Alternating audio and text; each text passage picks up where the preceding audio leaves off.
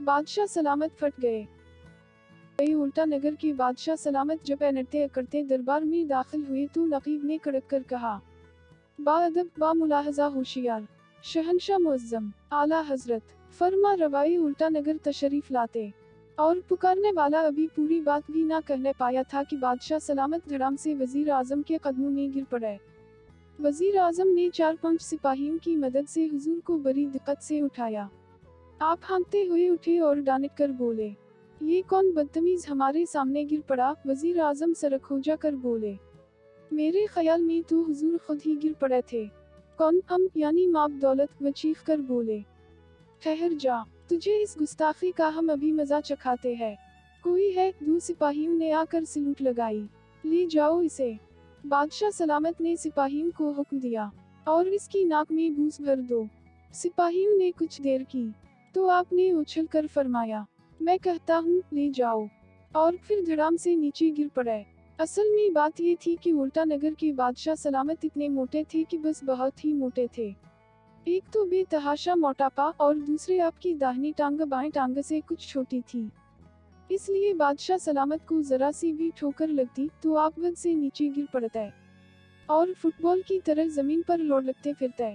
इस वक्त आपके सामने किसी का आ जाना गजब ही हो जाता। गिरने का सारा गुस्सा इस पर उतारते और जब तक इसकी नाक में घूस ना भरवा देते तब तक चैन ना लेते। चुनाचे कोई दरबारी ऐसा ना था जिसकी नाक में घूस ना भरा गया हो। जिस्म मोटा होने के साथ साथ बादशाह सलामत की अकल भी बहुत मोटी थी। अक्सर ऐसा होता कि बादशाह सलामत किसी कुर्सी पर बैठते और वो आपकी बूझ से चरचरा कर टूट जाती, तो बादशाह सलामत न सिर्फ कुर्सी बनाने वाले की बल्कि इसके पूरे खानदान की नाक में घूस भरवा देते। इसलिए मलका ने महल की सारी कुर्सियां और मसेरियां लोहे की बनवा दी थीं। लेकिन इस पर भी कभी ना कभी एक आध कुर्सी या मसहरी बादशाह सलामत के बूझ से टूट ही जाती। ये देखकर बाज आदमी तो सोचने लगते कि हुजूर बादशाह सलामत मोटे ज्यादा हैं या भारी। बादशाह सलामत के बेतहाशा मोटापे और ऊंधी अकल से वैसे तो सारी रियाया ही परेशान थी, मगर वजीर आजम और मलका की तो जान आफत में थी।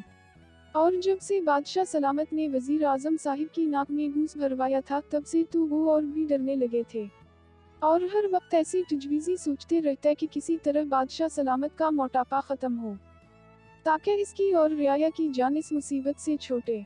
एक दिन मलका आलिया बादशाह सलामत के लिए चाय बना रही थी कि वजीर आजम घबराए हुए तशरीफ लाए और कराहते हुए बोले, अरे मलका आलिया, आपने कुछ और भी सुना किया? मलका हड़बड़ा कर इस जोर से बोली कि चाय की केतली चूल्हे पर से गिरते गिरते बची।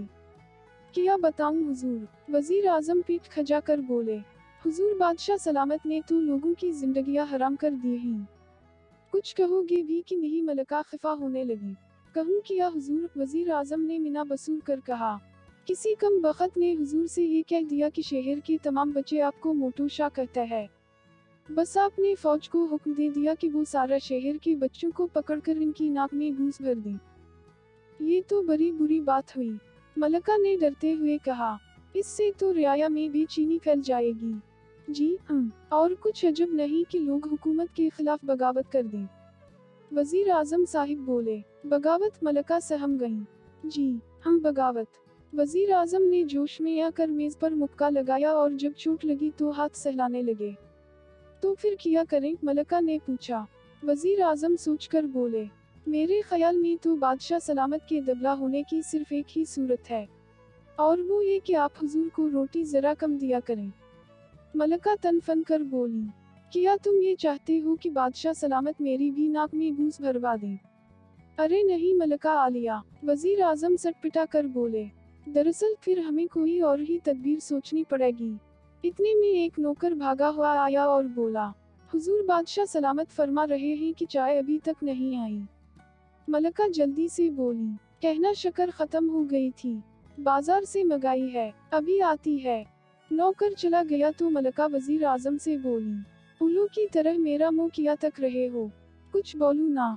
वजीर आजम ने पहले कुछ देर सोचा और फिर एकदम खुशी का नारा मारकर बोले, आहा मलका आलिया, एक बड़ी अच्छी तरकीब दिमाग में आई है। शहर से कुछ दूर जो पहाड़ है, इसमें एक बड़ा जबरदस्त जादूगर रहता है। अगर इससे मदद तलब की जाए तो शायद वो कोई ऐसी दवा या मनतर बता दे जिससे बादशाह सलामत का मोटापा कम हो सके। मलका खुशी से हाथ मिलते हुए बोली, बस बस बिल्कुल ठीक है, तुम आज ही और अभी इसके पास जाओ। वजीर साहिब ने झुककर सलाम किया और चले आए। अब ये भी कुछ इत्तेफाक था कि बादशाह सलामत जितने मोटे थे, वजीर आजम साहिब इतने ही दुबले पतले और ध्यान पान थे। इन्होंने सोचा कि अगर मेरा भी दुबलापन दूर हो जाए और मैं जरा सा मोटा हो जाऊं तो क्या ही बात हो। ये सोचकर खुशी से उछल पड़े और जादूगर को सारा हाल कह सुनाया। अच्छी बात है, जादूगर अपनी खौफनाक आंखें घुमाकर बोला, ये लो मोटा होने की दवा। अगर छिपकली भी खाए तो फूल कर हाथी हो जाए, और ये लो दुबला होने की दवा। अगर इसे हाथी भी खाए तो पिसू बन जाए। वजीर आजम खुश खुश दोनों दवाएं लेकर चले आए, मगर आकर ये भूल गए कि मोटा होने की दवा कौन सी है और दुबला होने की कौन सी। भूले से बादशाह सलामत वाली दवा तो खुद चढ़ा गए और अपने वाली दवा बादशाह सलामत को दूध में मिलाकर पिला दी और नतीजा का इंतजार करने लगे। थोड़ी देर बाद इन्होंने देखा कि बादशाह सलामत का पीठ फूल रहा है।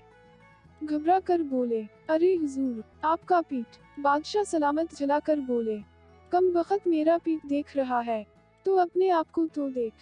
वजीर आजम साहिब ने घबरा कर अपने ऊपर नजर डाली तो ये देखकर इनकी रूह फना हो गई कि वो और दुबले पतले होते चले जा रहे हैं। अब इन्हें अपनी गलती मालूम हुई, मगर अब क्या हो सकता था। कुछ देर बाद बादशाह सलामत तो फूल कर गुब्बारा हो गए और वजीर आजम सूख कर हड्डियों का पिंजर। जब सारा गोश्त खुल गया और सिर्फ हड्डियां ही बाकी रह गई तो अब वजीर आजम नीचे को घटना शुरू हुई और घंटा भर के बाद आपका कद 2 फीट रह गया और बादशाह सलामत का पीठ छत से जा लगा। और फिर इतनी जोर का धमाका हुआ कि सारा शहर हिल गया। तमाम फौज, उमरा और लोग भाग दौड़ पड़े।